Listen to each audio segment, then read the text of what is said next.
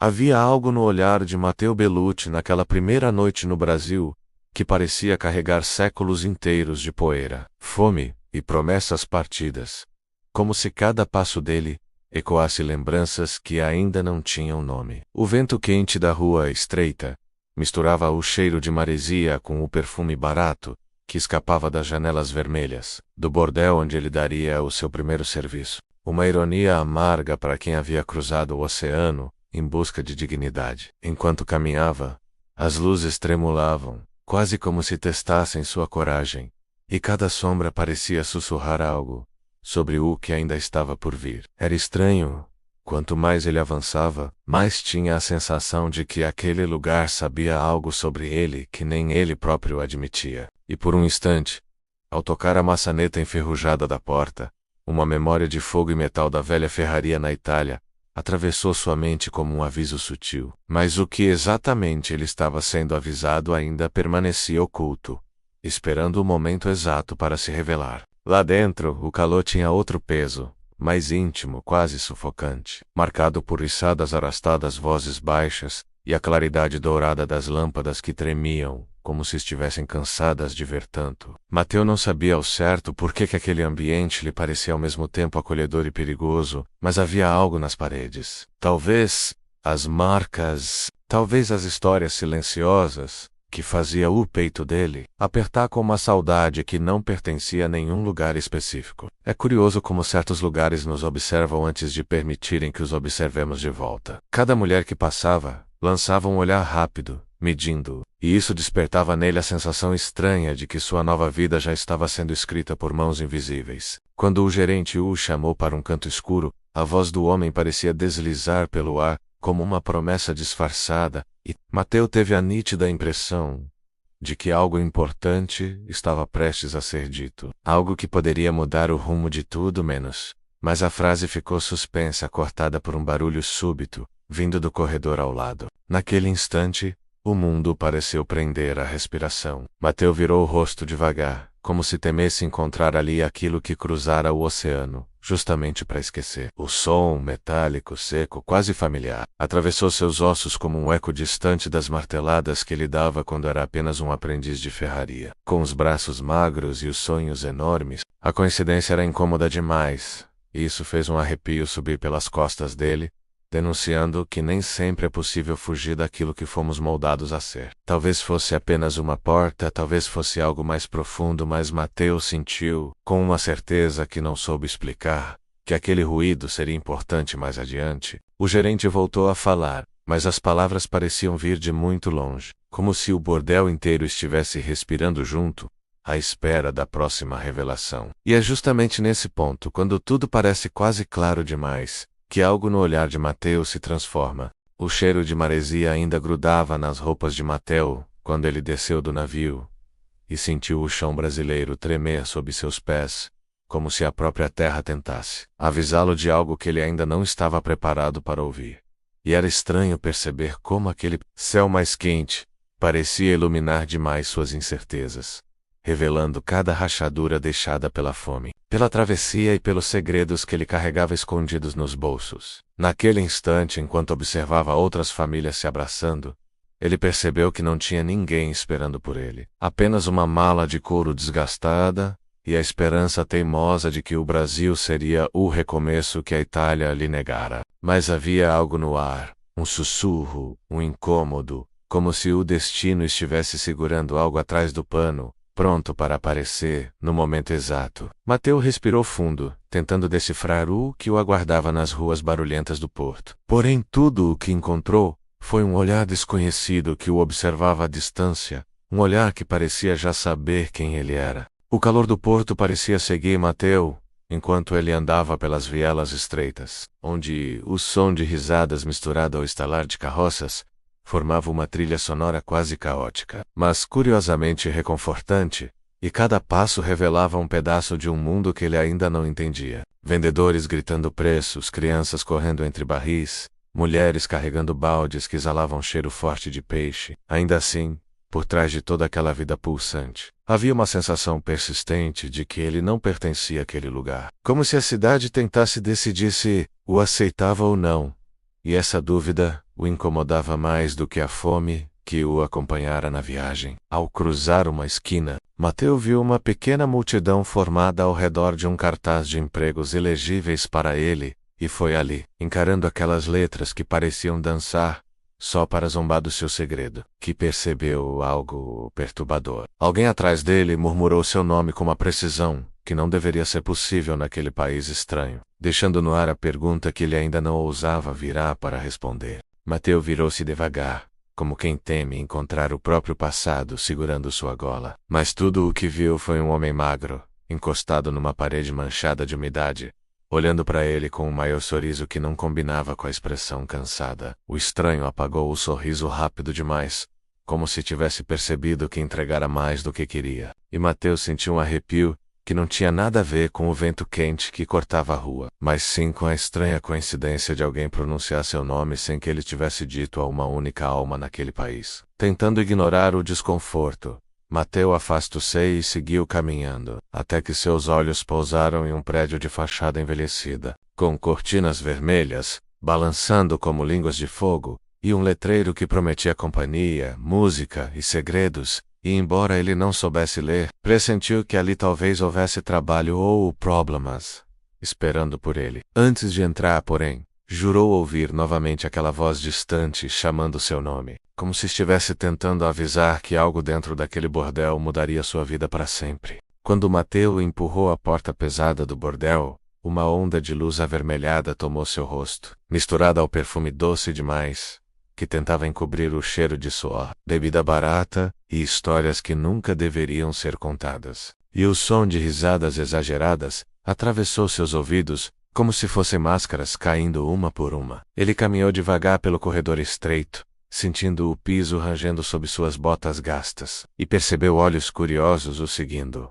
avaliando cada detalhe de sua roupa simples, como se tentassem medir o valor que ele poderia oferecer àquele lugar onde tudo tinha um preço, inclusive o silêncio. Foi então que uma mulher de vestido vermelho escuro aproximou-se, com um olhar experiente, que parecia atravessar sua pele perguntando algo que ele não conseguiu entender completamente. Mas pelo tom percebeu que era sobre trabalho, e seu coração acelerou porque aquele era exatamente o tipo de oportunidade que ele precisava esconder atrás de um sorriso inseguro. Porém, enquanto respondia com gestos tentando disfarçar o peso de sua incapacidade de ler ou escrever, Mateu teve a sensação de que a mulher notara algo estranho, uma hesitação, um detalhe pequeno demais para ser ignorado, e que poderia se tornar perigoso se ela decidisse perguntar mais uma vez. O gerente do bordel surgiu atrás de Mateu com passos pesados, acompanhado por aquele cheiro amargo de tabaco que denunciava sua presença, antes mesmo de sua voz rouca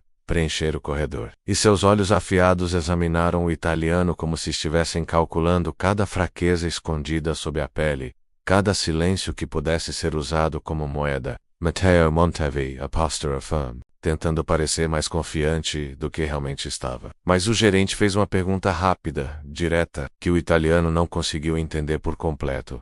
E bastou essa pequena hesitação, um piscar de olhos fora de ritmo, para que o homem franzisse a testa, percebendo que havia algo ali que não combinava com o jeito decidido de um imigrante faminto por trabalho. Mesmo assim, talvez por necessidade ou simples conveniência, o gerente apontou para a porta dos fundos, indicando o posto de porteiro. Um trabalho que exigia força, presença e vigilância, mas não leitura, e isso deu a Mateu um breve alívio, como se tivesse escapado de um precipício por um fio, quase invisível. Porém, quando ele saiu para assumir sua posição, ouviu duas vozes cochichando atrás de si, como se tentassem adivinhar o segredo que ele escondia tão desesperadamente. Um segredo que não ficaria oculto por muito tempo. Mateu passou as primeiras noites no posto de porteiro tentando decifrar o ritmo daquele lugar, que parecia respirar por conta própria, com luzes vermelhas pulsando como um coração inquieto e vozes que subiam e desciam em ondas, misturando riso, choro e ameaças sussurradas, que escorriam pelas paredes estreitas. Ele mantinha os olhos atentos, observando cada cliente entrar e sair, cada sombra que se movia fora do compasso, e apesar de não entender tudo o que diziam, sentia nos gestos, no tom das conversas e na pressa de alguns passos que aquele bordel escondia mais do que simples histórias de prazer. Havia dívidas, alianças frágeis, perigos silenciosos rondando como animais famintos. Ainda assim, Mateu encontrava certa paz ali, como se finalmente tivesse encontrado um ponto fixo depois de tantos naufrágios. Mas a cada vez que precisava lidar com avisos escritos ou solicitações deixadas em bilhetes, um nó apertava sua garganta, lembrando-o do analfabetismo que carregava como um peso de ferro amarrado ao peito. Numa dessas noites, uma mensagem foi deixada para ele com uma urgência incomum. E enquanto todos esperavam que ele a lesse imediatamente, Mateu sentiu o suor escorrer por sua nuca, percebendo tarde demais que aquele pedaço de papel seria o início da revelação que ele mais temia. O papel tremia entre os dedos de Mateu, como se tivesse vida própria. Um lembrete cruel de tudo o que ele tentava esconder sob o sotaque carregado e os sorrisos discretos, enquanto à sua volta o corredor parecia ficar menor mês estreito, como se as paredes quisessem empurrá-lo contra a verdade que ele evitava desde que chegara ao Brasil. Rosa, com seus cabelos ruivos brilhando sob a luz vermelha, aproximou-se para pegar o bilhete de volta, mas antes que o fizesse, lançou um olhar lento e desconfiado, um olhar que parecia atravessar o tecido de sua camisa e alcançar diretamente o medo que ele tentava manter enterrado. Ela perguntou se estava tudo bem, e Mateu, com a respiração falhando, apenas assentiu, torcendo para que ninguém notasse o pânico silencioso em seus olhos, mas foi exatamente nesse gesto simples que o gerente, surgindo por trás como um vulto, percebeu que algo não se encaixava. Afinal, por que um homem que supostamente sabia ler demorava tanto diante de poucas palavras? Mateu tentou improvisar, apontando para a porta, fingindo ter entendido o recado. Porém, a expressão do gerente não mudou. E foi nesse instante que Mateu percebeu que o bordel inteiro parecia observá-lo, como se estivesse esperando a primeira rachadura se abrir, e ela estava prestes a se partir de vez. Na noite seguinte, o clima no bordel parecia diferente, mais pesado, como se o ar tivesse engrossado, e cada lâmpada vermelha piscasse com alguma intenção oculta, projetando sombras que se moviam no ritmo da desconfiança crescente. Mateu tentava manter a postura de porteiro firme e silencioso, mas sentia os olhares atravessando sua pele, rosa, observando de longe com uma mistura de curiosidade e preocupação. O gerente mantendo-se por perto mais do que o habitual, e até alguns clientes, percebendo o estranho clima, cochichando enquanto passavam por ele, como se carregassem pequenas faíscas de um segredo prestes a explodir. A tensão atingiu o ápice quando uma nova mensagem foi deixada para Mateu, desta vez escrita às pressas, com a tinta quase borrada, e o gerente, segurando o bilhete com 2 dedos, estendeu-o lentamente em direção a ele, esperando que Mateu o lesse ali mesmo diante de todos, como prova de que não havia nada a se esconder. A garganta de Mateu secou, as mãos suaram, e por um instante a sala inteira pareceu girar ao seu redor, como se cada pessoa lhe estivesse prendendo a respiração para descobrir a verdade, e ele sabia que, se falhasse dessa vez, não haveria mais como fugir das consequências que se aproximavam, silenciosas. Como passa snow, escuro. Quando Mateu encarou o bilhete estendido diante dele, sentiu como se estivesse olhando para uma porta trancada que jamais conseguiria abrir. E o silêncio que tomou o corredor foi tão brusco que até o som distante da música pareceu desaparecer, como se o próprio bordel esperasse sua reação. Ele segurou o papel, tentando não demonstrar o tremor que subia por seus dedos, e por um momento pensou em fingir inventar algo, qualquer coisa que o tirasse daquela armadilha, mas o gerente mantinha os olhos fixos nele com uma insistência quase cruel, como quem observa um animal encurralado prestes a revelar seus limites. Rosa deu um passo sutil para frente, talvez para ajudá-lo, talvez para protegê-lo, mas o leve movimento dela só serviu para aumentar a pressão. Afinal, por que alguém precisaria intervir se tudo estivesse realmente bem? O coração de Mateu batia tão forte que ele achou que todos poderiam ouvi-lo. E enquanto tentava encontrar uma saída, percebeu, pela primeira vez, que o gerente estava sorrindo de canto, um sorriso fino demais para ser amigável, como se já soubesse a verdade, e estivesse apenas esperando Mateu tropeçar nela. E foi nesse instante, nessa fração de segundo, onde o destino parece segurar o ar, que o italiano decidiu arriscar um gesto desesperado, um gesto que revelaria mais do que ele pretendia esconder. Mateu aproximou o papel dos olhos, fingindo analisar cada traço de tinta como se estivesse decifrando um mapa secreto. Mas seu peito, Queimava com a certeza de que aquele teatro só funcionaria por mais alguns segundos. E a respiração curta denunciava o pânico que ele lutava para manter preso atrás dos dentes. Ao redor, as conversas cessaram completamente, criando um silêncio tão denso que parecia possível toquê-lo com as mãos. E o gerente cruzou os braços, esperando, avaliando, quase saboreando a queda iminente daquele imigrante que ousara se esconder nas brechas do bordel. Mateu tentou ganhar tempo perguntando, em voz baixa e carregada de sotaque, algo simples, quase neutro. Mas o gerente respondeu com uma risada curta menos, uma risada que cortou a sala ao meio, porque aquela era uma pergunta que qualquer alfabetizado jamais faria. E naquele instante a máscara rachou, deixando à mostra o segredo que Mateu arrastava desde a infância, um segredo que a pobreza italiana lhe empurrou como corrente.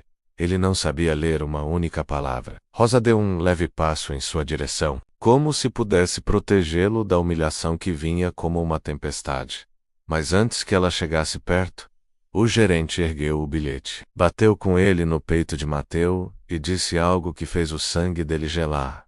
Algo que deixava claro que aquele jogo tinha acabado. A voz que surgiu atrás de Mateu era baixa, mas firme, e carregava uma estranheza que fez todos no corredor desviarem os olhos ao mesmo tempo, como se algo invisível tivesse atravessado o ambiente. Quando ele se virou, viu o homem magro da rua, aquele que misteriosamente sabia seu nome no dia em que desembarcou, parado na porta com as mãos nos bolsos e um olhar que parecia medir o peso de cada pessoa ali, como se pudesse desmontar intenções, só pelo silêncio. O gerente franziu o senho, claramente incomodado, mas antes que pudesse falar qualquer coisa, o estranho avançou 2 passos e disse que o bilhete era dele, que Mateu não tinha obrigação alguma de lê-lo, e que a insistência do gerente em expor o porteiro era, no mínimo, suspeita. Naquele instante, o corredor respirou de novo, como se o feitiço do silêncio tivesse quebrado. Mas Mateu sentiu mais confusão que alívio, porque aquele homem surgia sempre nos momentos em que não deveria, como uma sombra que conhece o caminho antes do viajante. E embora suas palavras o tivessem salvado por um momento, algo no brilho dos olhos dele sugeria que aquilo não era um ato de bondade, e sim parte de algo maior, algo que Mateu ainda não conseguia nomear. Rosa, observando a cena de longe, apertou o vestido com força, como se tivesse captado antes de todos que aquela intervenção mudaria o rumo da noite. ChatGPT, roteirista, o gerente, respirou fundo, como alguém prestes a perder o controle diante de um convidado inconveniente, e avançou até o estranho, com passos calculados, carregando aquela arrogância típica de quem acredita mandar em cada centímetro do bordel. Mas o homem magro, sem recuar um único passo, manteve o olhar firme, quase sereno, como se já soubesse qual seria a resposta do gerente, antes mesmo que ele abrisse a boca, e isso criou uma tensão tão afiada que Mateu sentiu o ar arranhar a garganta. Rosa observava tudo com o rosto tenso, e até as outras mulheres começaram a surgir nas portas dos quartos, curiosas, como se percebessem que algo ali ultrapassava a rotina de brigas, dívidas e clientes revoltados. Havia um jogo silencioso acontecendo.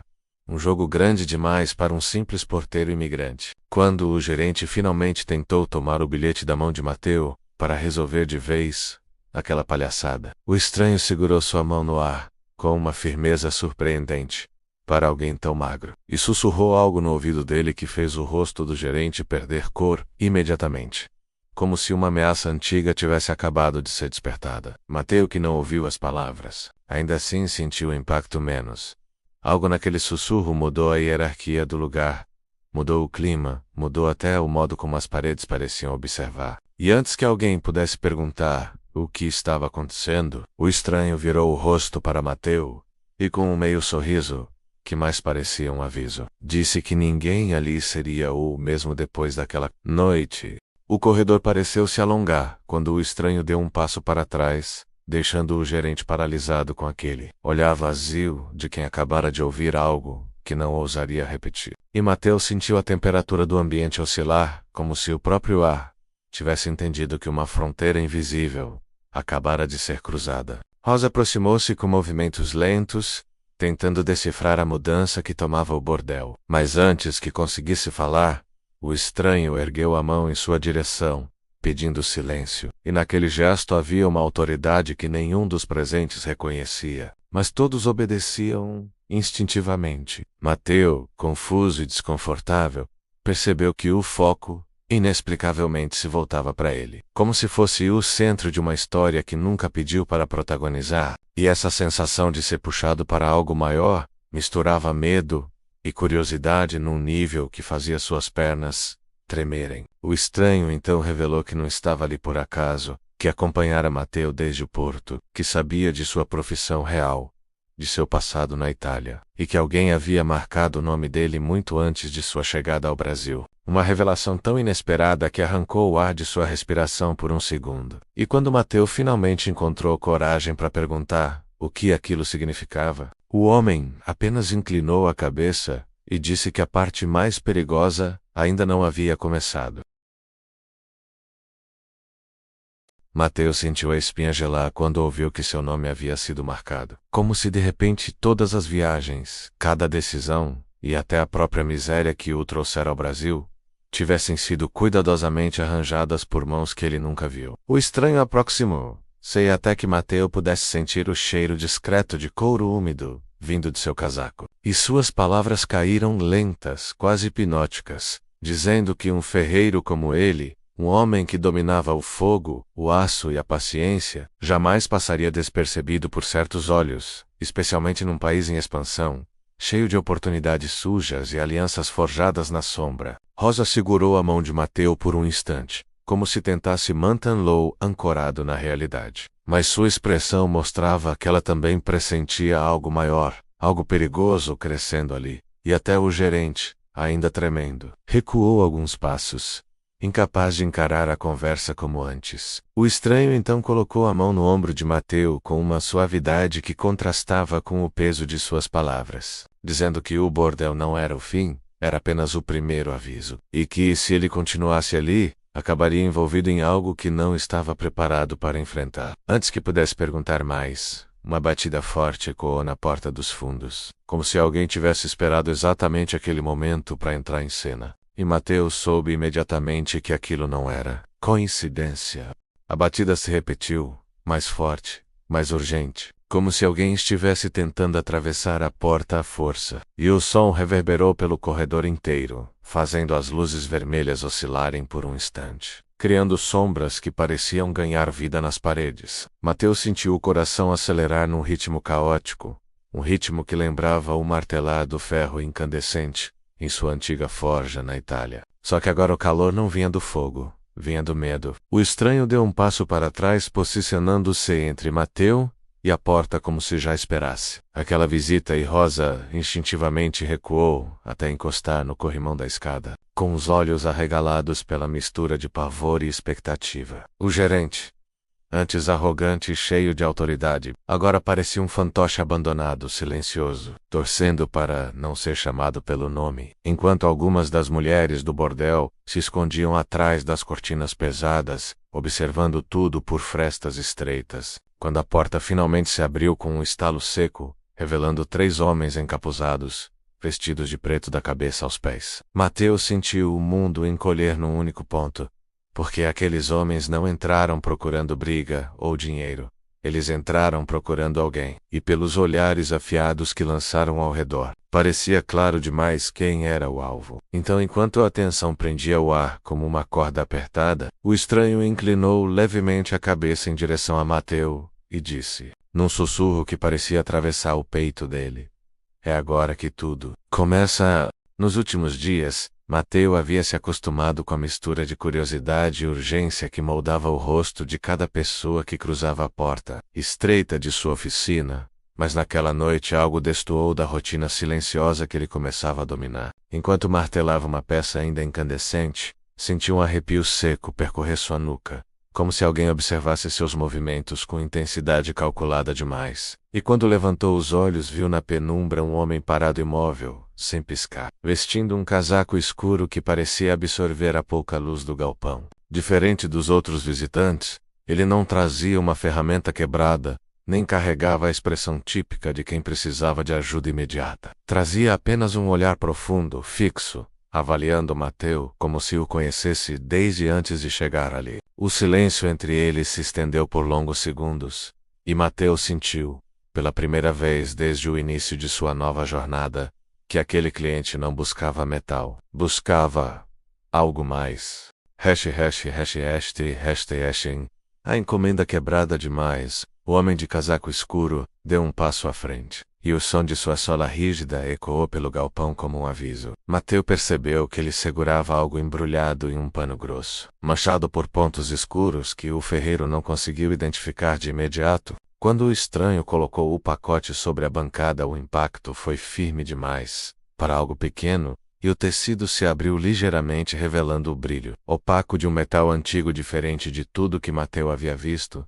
Entre as sucatas do braço, a peça estava rachada no centro como se tivesse sido atingida por uma força impossível, e linhas gravadas à mão, quase como inscrições, percorriam suas bordas como cicatrizes de um passado esquecido. O homem falou pouco, mas sua voz rouca carregava a gravidade de alguém que já viu desastres de perto. Conserte. Sovou o capô de Mateu. Sentiu o coração acelerar, não pela dificuldade do trabalho, mas pela sensação incômoda de que aquela peça nunca deveria ter sido trazida até ele. E ainda assim, como se fosse guiado por algo maior que sua própria prudência, ele assentiu. A oficina, naquele instante, parecia pequena demais para o peso da decisão que ele acabara de tomar. Asterisk 19, o metal, que não se deixava domar, quando Mateu tocou o objeto enigmático pela primeira vez. Um arrepio correu pelo seu braço como se o metal tivesse pulso próprio, recusando-se a ser manipulado. Ele posicionou a peça sobre a bigorna, ajustou o fogo e ergueu o martelo. Mas a primeira martelada reverberou pela oficina de maneira estranha, não como som de impacto, mas como um eco abafado que parecia vir de dentro do objeto, como se ele respondesse ao toque. O metal não amolecia, não mudava, não cedia. Mateu aumentou o calor até níveis perigosos, o suor escorrendo por sua testa, mas a peça permanecia intacta, desafiando todas as leis que ele conhecia desde a infância na ferraria italiana de seu pai. Foi então que percebeu as gravações antes, quase invisíveis, brilharem levemente com um calor, revelando símbolos que pareciam se mover de maneira sutil, como se respirassem. Mateu recuou, assustado, quando o fogo da forja oscilou sozinho, como se uma brisa invisível tivesse atravessado o galpão. Naquele momento, ele não tinha mais dúvida. Aquela encomenda não era comum. E se realmente existia algo quebrado ali, talvez fosse muito mais do que o metal diante dele. Mateu passou os dedos pelo metal gelado, tentando entender como algo podia permanecer frio mesmo depois de horas exposto ao calor intenso da forja. Era como segurar um pedaço de noite condensada, densa e silenciosa. Na mente dele, a pergunta latejava sem descanso: quem enviaria algo assim? E, mais importante, por que, justamente para ele? Nenhum dos clientes que haviam aparecido nos últimos dias parecia ter ligação com artefatos misteriosos. Todos buscavam ferramentas, lâminas, reparos simples, nada que se aproximasse daquela aberração metálica que agora ocupava metade de sua bancada. Quando abriu a pequena caixa de madeira novamente, à procura de alguma pista esquecida, encontrou apenas o bilhete que já tinha lido dezenas de vezes. Apenas você pode restaurá-lo, nada mais. Nada sobre preço, prazos, riscos, nada sobre quem enviou, nada sobre o que a peça realmente era. E essa ausência falava mais alto do que qualquer instrução. Mateu sentiu o estômago afundar quando percebeu outra coisa. Ninguém tinha batido a porta para fazer a entrega. A caixa simplesmente apareceu, como se tivesse sido deixada ali por alguém que não queria, ou não podia, ser visto. Ele então acendeu o fogo novamente, mais por insegurança do que por necessidade, tentando preencher o silêncio com o crepitar das chamas. Mas a oficina parecia menor, mais apertada, como se as sombras observassem seus movimentos. O objeto permanecia imóvel, pesado como calpa, frio como abandono. Embora Mateu não admitisse em voz alta, algo dentro dele sabia. Aquele pedido nunca deveria ter chegado até suas mãos, e devolvê-lo talvez já fosse tarde demais. Mateu aproximou a lâmina incandescente da bigorna, esperando ouvir o som familiar do metal cedendo, aquele estalo que sempre marcava o início do processo. Mas em vez disso, percebeu algo impossível. O artefato parecia reagir ao calor, como se respirasse. A superfície escura pulsava em um ritmo lento, quase orgânico, ondulando sob a luz alaranjada da fornalha. Ele piscou várias vezes, convencido de que era apenas cansaço acumulado, mas a ilusão persistia. Ou talvez não fosse uma ilusão. O calor abraçava tudo ao redor, exceto aquele objeto, que se recusava a acolher qualquer centelha. Um arrepio subiu pela nuca de Mateu quando ele colocou a mão, com hesitação, a poucos centímetros da peça. Não era apenas fria, era viva de um jeito errado. A sensação lembrava o toque de uma pedra retirada de um túmulo antigo, guardando histórias que ninguém deveria desenterrar. Enquanto observava as pequenas fissuras na superfície, percebeu que elas se moviam, como se algo dentro do metal procurasse uma saída, ou um propósito. Ele recuou instintivamente, derrubando um martelo no chão, o barulho ecoando como um aviso que chegava tarde demais. O ferreiro tentou convencer a si mesmo de que era apenas uma estranheza do material, algo trazido de longe, talvez de outro continente, uma liga desconhecida. Mas quanto mais olhava, mais crescia a suspeita de que aquele metal carregava uma intenção própria, silenciosa e insistente. E no fundo da oficina, entre estilhaços de luz e sombras inquietas, Mateu percebeu algo que o fez prender o fôlego. O objeto não estava apenas reagindo ao ambiente, ele estava vezes aguardando algo, e Mateu temia descobrir o que. Mateu estava inclinando-se para observar melhor as fissuras, quando o impossível se tornou som. Uma vibração suave percorreu o ar, como um murmúrio abafado de alguém falando por trás de uma porta trancada. El Congoleu, a oficina inteira parecia conter a respiração junto com ele, como se as paredes soubessem que algo estava prestes a atravessar um limite invisível. A vibração evoluiu para um sussurro metálico, um roçar que lembrava lâminas se tocando, mas carregado de uma entonação quase humana a menos, e um detalhe ainda mais aterrador. A voz parecia reconhecer a presença dele, reagindo ao seu movimento, ao seu nervosismo, ao seu medo mal disfarçado. Ele deu um passo para trás, calculado, silencioso, como quem teme despertar uma criatura adormecida. Mas não adiantou. O som o acompanhou, crescendo levemente, como se o objeto estivesse pedindo atenção. Mateu pressionou a mão contra o peito, tentando controlar a respiração, sentindo o próprio coração bater rápido demais, quase querendo escapar. A oficina, sempre tão acolhedora com o cheiro de ferro quente e madeira queimada, agora parecia um santuário profanado. O martelo, a bigorna, as ferramentas que o acompanharam desde a Itália, tudo parecia distante, inútil, insignificante diante daquela presença. Ele fechou os olhos por um instante, tentando encontrar alguma explicação lógica, mas o som persistiu. Um lamento, um chamado, ou talvez uma advertência. Quando abriu os olhos novamente, percebeu um detalhe novo na superfície da peça, menos uma linha, que não estava ali antes. Fina como um corte recém-feito, brilhando com uma luz fraca e impossível. E pela primeira vez, Mateu se perguntou se restaurar aquilo significava vezes consertar. Despertar Mateu inclinou o rosto devagar, como quem tenta decifrar um animal selvagem prestes a atacar. A linha luminosa na superfície do metal, menos aquele corte impossível, parecia mais profunda agora, como se tivesse se aberto enquanto ele se afastava. Ele aproximou a mão com cuidado, não para tocar, mas para sentir o ar ao redor. E o ar estava quente, não quente como o da forja, mas quente como a respiração de algo escondido, algo que não queria ser ignorado. O ferreiro sentiu a garganta secar, ao perceber que o metal, antes frio como neve morta, emitia uma energia pulsante que o envolvia como um convite e uma ameaça ao mesmo tempo. Quando inclinou a lâmina sob a luz, a linha brilhou em um tom avermelhado, não o vermelho do fogo, mas o vermelho úmido de um ferimento recém-aberto. Era como olhar para a pele sendo partida no exato instante. A sensação de observar algo vivo, sofrendo em silêncio, o deixou paralisado por alguns segundos. Ele deu mais um passo movido por uma mistura de fascínio e medo. E viu outra coisa que o fez prender a respiração, O corte parecia formar um símbolo, ou uma letra, ou talvez um fragmento de algo muito maior. Mas o pior era a sensação de que ele não estava vendo o início, e sim a continuação de algo que vinha de muito longe. Mateus sentiu o estômago revirar quando percebeu que o corte estava crescendo, lentamente, deliberadamente, como se reagisse ao olhar dele, às batidas aceleradas do seu coração, à presença de alguém que não deveria estar ali. E pela primeira vez, desde que aceitara aquele misterioso pedido, ele entendeu que talvez o metal não estivesse sendo restaurado.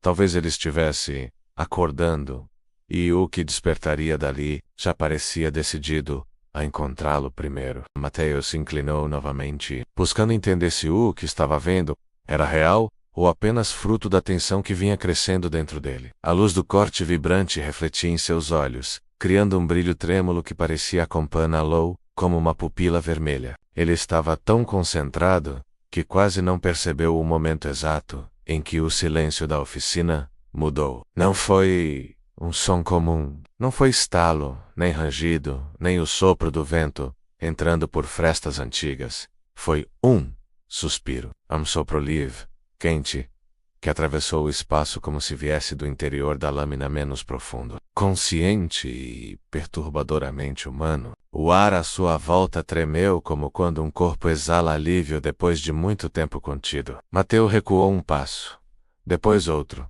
sentindo um arrepio correr pela espinha com a velocidade de um raio. Era impossível, absolutamente impossível, mas não havia como negar. O metal respirou. O som era sutil demais para ser confundido com outra coisa. Era intencional, ritmado, quase uma saudação. O ferreiro levou a mão à boca, tentando controlar a própria respiração, que agora vinha em ondas curtas e frenéticas. A fornalha crepitava atrás dele, mas parecia distante, pequena, irrelevante diante da sensação de estar diante de algo que não pertencia ao mundo dos homens. Ele tentou racionalizar, talvez fosse o calor acumulado, uma reação química incomum, alguma propriedade desconhecida, mas enquanto buscava respostas na lógica, outra coisa aconteceu. O corte brilhou mais forte, expandindo 1 milímetro, talvez 2. E desse brilho emergiu um som mais claro, quase um balbucio metálico, como se a lâmina estivesse formando uma primeira palavra. Mateus sentiu o coração congelar no peito, porque no fundo ele sabia que aquilo não era um defeito, nem um acidente, nem uma peculiaridade. Era um chamado. E o que estava chamando parecia finalmente pronto para ser ouvido. Mateus se inclinou, novamente, buscando entender se o que estava vendo era real ou apenas fruto da tensão que vinha crescendo dentro dele. A luz do corte vibrante refletia em seus olhos, criando um brilho trêmulo que parecia acompanhá-lo como uma pupila vermelha. Ele estava tão concentrado que quase não percebeu o momento exato em que o silêncio da oficina mudou. Não foi um som comum. Não foi estalo, nem rangido, nem o sopro do vento entrando por frestas antigas. Foi um suspiro, um sopro livre, quente, que atravessou o espaço como se viesse do interior da lâmina menos profundo, consciente e perturbadoramente humano. O ar à sua volta tremeu como quando um corpo exala alívio depois de muito tempo contido. Mateus recuou um passo, depois outro, sentindo um arrepio correr pela espinha, com a velocidade de um raio. Era impossível, absolutamente impossível, mas não havia como negar. O metal respirou. O som era sutil demais para ser confundido com outra coisa. Era intencional, ritmado, quase uma saudação. O ferreiro levou a mão à boca, tentando controlar a própria respiração, que agora vinha em ondas curtas e frenéticas. A fornalha crepitava atrás dele, mas parecia distante, pequena, irrelevante diante da sensação de estar diante de algo que não pertencia ao mundo dos homens. Ele tentou racionalizar, talvez fosse o calor acumulado, uma reação química incomum, alguma propriedade desconhecida, mas enquanto buscava respostas na lógica, outra coisa aconteceu. O corte brilhou mais forte, expandindo 1 milímetro, talvez 2. E desse brilho emergiu um som mais claro, quase um balbucio metálico, como se a lâmina estivesse formando uma primeira palavra. Mateus sentiu o coração congelar no peito, porque no fundo ele sabia que aquilo não era um defeito, nem um acidente, nem uma peculiaridade. Era um chamado. E o que estava chamando parecia finalmente pronto para ser ouvido. O reflexo que não era seu. A oficina estava quase completamente escura, quando Mateu percebeu que a lâmina refletia mais luz do que deveria. Ele inclinou o objeto, esperando ver apenas seu próprio rosto cansado, sujo de fuligem e suor. Mas o que apareceu no metal não era ele. Era uma versão distorcida, envelhecida, marcada por cicatrizes que não possuía, e por um olhar profundo demais para ser humano. O reflexo piscou um segundo depois dele, como se estivesse atrasado, ou deliberadamente independente. As mãos de Mateu tremeram, e o som metálico ecoou pelo galpão, quando ele colocou a faca de volta na bancada com mais força do que pretendia. O reflexo continuou ali, mesmo quando a lâmina repousou imóvel, e isso foi o que fez seu estômago virar. Não era um truque da luz, não era cansaço. A figura não seguia seus movimentos, não imitava sua respiração. Era como observar um estranho através de uma janela que deveria mostrar apenas a si mesmo. O homem do reflexo parecia tentar falar, a boca abrindo-se lentamente, mas nenhuma palavra saía menos, apenas um silêncio espesso, pesado, carregado de intenção. Mateu recuou até sentir as costas baterem contra a parede, e por um instante desejou nunca ter aceitado aquele pedido misterioso. Quando finalmente encontrou coragem para se aproximar novamente, a figura no metal inclinou a cabeça para o lado, como quem reconhece alguém que esperou por muito tempo. Não havia ódio naquele olhar, mas havia expectativa. Algo antigo, insistente, inevitável. E foi então que Mateu percebeu um detalhe que o fez gelar até os ossos. A figura parecia estar atrás dele, observando-o através da lâmina como se o metal fosse apenas uma fenda entre dois mundos. Ele virou-se devagar, a respiração curta, esperando ver alguém nas sombras menos, mas a oficina estava vazia,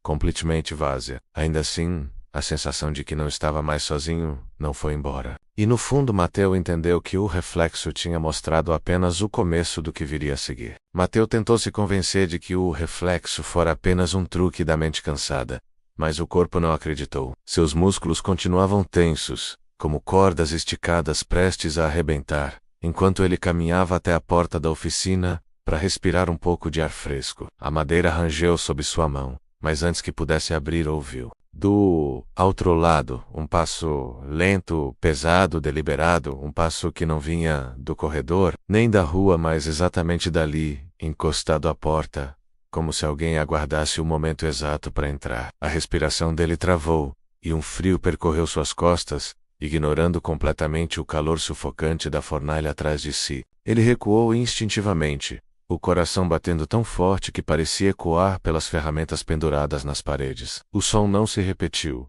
mas a ausência dele foi ainda pior. O silêncio que tomou a oficina tinha uma densidade estranha, como se o ar estivesse sendo compartilhado com algo que não respirava, mas observava. Mateu encarou a porta fechada, sentindo que qualquer movimento, qualquer aproximação, seria interpretado como um convite. Pensou em apagar a forja, em trancar tudo e fugir. Era como se a oficina, antes seu refúgio, agora segurasse seus tornozelos com mãos invisíveis. Então, veio um segundo som. Não um passo desta vez, mas um arranhar suave, quase educado, de unhas contra a madeira. 3 arranhões lentos, símmetricos, como se alguém estivesse se anunciando, não pedindo entrada, mas lembrando que já sabia exatamente onde encontrá-lo. Mateu sentiu o estômago afundar enquanto o som se dissipava, deixando para trás uma única certeza inquietante.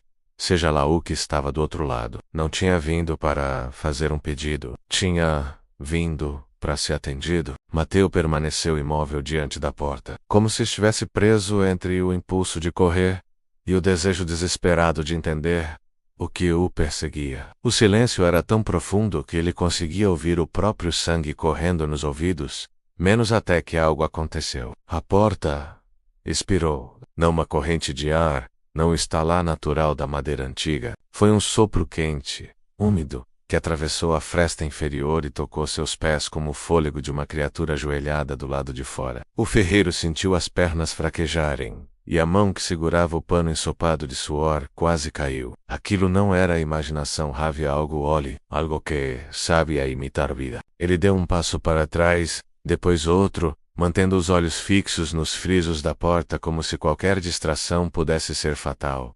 A respiração continuou, lenta, profunda, ritmada, como se a madeira estivesse servindo de pulmão para algo que insistia em existir naquele ponto exato da oficina. Mateu tentou falar, mas a voz saiu fraca, quase infantil, abafada pelo medo que já tomava sua garganta. Então, a respiração cessou, de repente, brutalmente, como se quem estivesse do outro lado tivesse prendido o fôlego, ao mesmo tempo que ele. O silêncio seguinte foi tão intenso que parecia um vácuo capaz de sugar sua coragem e deixá-lo vulnerável como na primeira noite em que chegou ao Brasil. Sozinho, sem falar a língua, e sem saber o que o futuro reservava. Mas desta vez não era o futuro que o assustava menos. Era o presente batendo na porta. Mateu deu mais um passo para trás, apoiando-se na bigorna como se ela pudesse protegê-lo. E foi nesse exato segundo que algo marcou a madeira por dentro. 3 batidas lentas, precisas, graves. Não era pedido, não era ameaça, era reconhecimento. Como se aquilo soubesse o nome dele e estivesse prestes a pronunciá-lo. Mateu permaneceu curvado sobre a bigorna, tentando controlar a respiração, mas o ar parecia não entrar direito, como se a oficina inteira tivesse decidido se estreitar ao redor dele. As 3 batidas ainda ecoavam em sua mente quando um som suave começou a se formar atrás da porta. Não mais arranhões, não mais passos, mas um murmúrio, um som trêmulo, quase um fio de voz, como se alguém estivesse aprendendo a falar depois de muito tempo em silêncio. Ele não entendeu de imediato.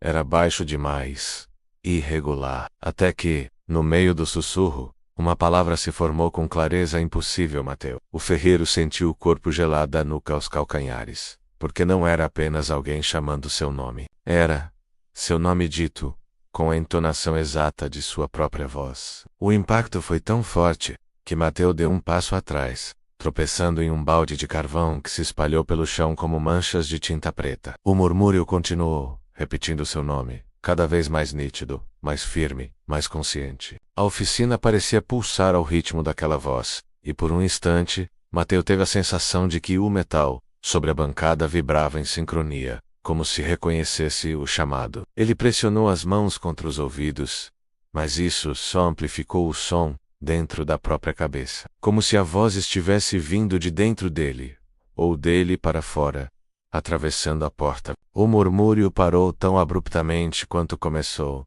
deixando um silêncio tenso que parecia prenúncio de algo maior. Mateu encarou a porta mais uma vez. A madeira estava quieta, quieta demais, mas a sensação de ser observado persistia, queimando a nuca como um olhar que nunca pisca. Ele queria fugir, mas outra parte dele queria abrir a porta, não por coragem, e sim porque algo lá fora parecia saber coisas que ele mesmo havia esquecido. E o pior era admitir que pela primeira vez, Mateu não tinha certeza se aquela voz queria entrar, ou se queria que ele saísse. Mateu ficou parado diante da porta, sentindo a própria respiração tremer como se cada célula do seu corpo estivesse tentando alertá-lo de que nada do que aconteceria a seguir seria comum. O silêncio que se seguiu ao chamado de seu nome era tão espesso que parecia ter peso, preenchendo o ar com uma expectativa quase palpável. Ele deu um passo hesitante para trás o suficiente para sentir a parede fria tocar suas costas, e tentou convencer a si mesmo de que precisava esperar amanhecer, de que abrir aquela porta seria a pior decisão de sua vida. Mas antes mesmo que pudesse terminar esse pensamento,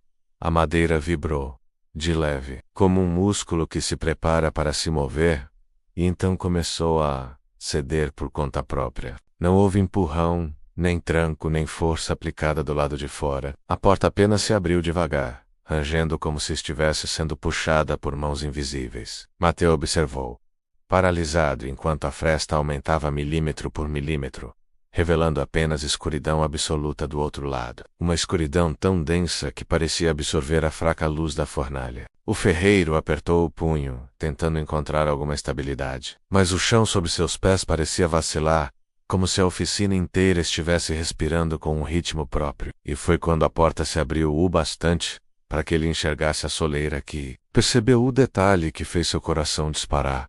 Havia pegadas ali. 3 pegadas pequenas, fundas, perfeitamente delineadas, mas não havia ninguém para deixá-las. As marcas eram recentes, tão recentes que ainda parecia haver umidade ao redor delas, como se algo tivesse passado por ali apenas alguns segundos antes. Só que as pegadas não entravam, saíam, como se aquilo que chamara seu nome não estivesse esperando na porta, mas tivesse acabado de se afastar, deixando um rastro proposital, quase um convite perverso, apontando diretamente para o corredor sombrio lá fora. Mateus sentiu o corpo inteiro formigar. A porta agora estava completamente aberta, imóvel, oferecendo uma escuridão que parecia pulsar de expectativa, aguardando sua decisão. E bem no fundo, ele sabia que aquilo tudo não era um recuo. Era um gesto calculado, como se algo estivesse dizendo: agora é você quem vem até mim. Mateus despertava todas as manhãs tomado por uma mistura estranha de expectativa e inquietação, como se cada raio de luz que atravessava a janela do galpão carregasse um aviso silencioso sobre o que estava prestes a acontecer. O canivete dobrável, que antes nascera quase por acidente, continuava ganhando fama de maneira inesperada, espalhando-se pelas esquinas do Brás como uma história que ninguém lembrava de onde começou, mas que todos contavam com absoluta certeza. As pessoas surgiam movidas por relatos que soavam quase místicos. Diziam que o canivete nunca perdia o fio, que parecia moldar-se instintivamente ao toque do dono, que possuía um peso exato, impossível de ser explicado apenas pelo metal. Essa aura enigmática atravessava as portas cerradas da oficina e trazia, a cada dia, rostos novos, menos alguns curiosos, outros desesperados, outros ainda carregando aquele tipo de olhar que não entregava nada, mas observava tudo com atenção, como se medisse o valor não apenas do objeto, mas também do artesão que o fabricava. O aumento repentino da clientela transformava o ritmo do galpão em algo quase ritualístico. O martelo ecoava como um coração batendo a brasa. Incandescente iluminava o ambiente com tons que dançavam entre o alaranjado e o vermelho profundo, e o ar pesado de fumaça e suor criava uma atmosfera que afastava os fracos, mas atraía os determinados. Mateus percebia que, por mais que tentasse manter o foco no trabalho, havia uma espécie de energia invisível que se movia ao redor dele, como se cada peça produzida gerasse não apenas um objeto físico, mas também uma história, um pacto silencioso entre ele e quem a levava consigo. Ele nunca soube explicar por que homens que falavam pouco e mantinham os olhos sempre atentos o observavam tanto, nem por que mulheres de expressão dura seguravam o canivete como se estivessem adquirindo mais do que uma ferramenta. Ainda assim, ignorava as perguntas que começavam a crescer dentro de si, repetindo mentalmente que tudo aquilo não passava de superstição das ruas, fruto de um povo acostumado a transformar o cotidiano em lenda. Mas, conforme os dias passavam, a inquietação dentro dele deixava de ser um sussurro e começava a tomar a forma de uma sombra que seguia seus passos. O galpão, antes silencioso e quase esquecido, agora pulsava como um coração de ferro e fogo, e Mateus sentia que estava sendo empurrado para um lugar desconhecido. Um lugar onde o sucesso parecia abrir portas que ele não sabia se deveria atravessar. As moedas empilhadas sobre a mesa traziam um alívio tão esperado, mas também um peso incômodo, pois quanto mais dinheiro entrava, mais exigências surgiam, e mais histórias estranhas se espalhavam pelas ruas. A fama crescia, mas junto dela surgiam expectativas que ele temia não conseguir acompanhar. E todas as noites, quando fechava a porta de madeira que rangia como se estivesse viva, uma pergunta voltava a ecoar em sua mente. Até onde aquela onda de procura, mistério e adoração pelo seu trabalho seria capaz de levá-lo, e o que ele perderia quando finalmente fosse arrastado por ela? Quando o canivete finalmente ganhou fama fora das fronteiras do Brás, Mateus percebeu que algo muito maior estava se movendo ao redor dele, como uma engrenagem invisível girando com velocidade crescente. O que antes era apenas uma ferramenta prática tornou-se um símbolo de resistência silenciosa nas mãos de trabalhadores, viajantes e até homens de reputação duvidosa. Cada peça carregava a marca discreta que Mateus gravava manualmente, um pequeno M, que parecia mais um corte na superfície do metal, do que uma assinatura tradicional. Com o tempo, essa marca tornou-se um enigma que muitos tentavam decifrar, alimentando histórias que corriam pelas tavernas como o vento frio pelas janelas. A procura crescia tanto que o galpão já não dava conta da demanda, e Mateus se via obrigado a trabalhar até as primeiras luzes da manhã, sentindo o corpo exausto, mas a mente inquieta como se algo estivesse prestes a mudar de maneira definitiva. Foi nesse ritmo de produção intensa que a ideia de expandir começou a se insinuar em sua cabeça, primeiro como um pensamento tímido e logo depois como uma voz insistente que não o deixava dormir. O dinheiro acumulado, antes guardado em pequenas latas escondidas pela oficina, começou a se transformar em possibilidade real de crescimento. Mateus passou a observar os mercados, as feiras e as cozinhas das pensões locais, percebendo que todos buscavam utensílios resistentes, algo que aguentasse o fogo permanente das bocas de fogão de carvão. Assim nasceu a tentativa inicial: fabricar panelas de ferro. No começo, poucos acreditaram na mudança. Diziam que um imigrante sem estudos, conhecido apenas por seus canivetes, jamais teria sucesso com algo tão grande. Contudo, à medida que os primeiros modelos foram surgindo, pesados, robustos, quase indestrutíveis, um burburinho novo começou a circular. E então, como se o destino quisesse testar sua ambição, o impossível aconteceu. As panelas tornaram-se um sucesso imediato, vendidas antes mesmo de esfriarem do calor da forja. Em pouco tempo, Mateus se viu diante de uma prosperidade crescente, algo que jamais imaginara quando chegara ao Brasil, trazendo apenas uma mala, um nome e um passado quebrado. A oficina expandiu-se, transformando-se em um espaço vivo, cheio de aprendizes e novos equipamentos que faziam o chão vibrar, como se estivesse sobre um coração de metal pulsante. O nome de Mateus ecoava pelas ruas, não mais como o do porteiro analfabeto de um bordel, mas como o do ferreiro habilidoso, que conseguira moldar não apenas o ferro, mas também o próprio destino. Seus produtos circulavam por mercados distantes, e sua riqueza aumentava de forma quase assustadora. E como este é um canal Dark, não se esqueça, inscreva-se no canal, deixe seu like, compartilhe este vídeo e ajude a espalhar essa história para alcançar cada canto onde a escuridão ainda sussurra sobre homens que desafiaram o impossível.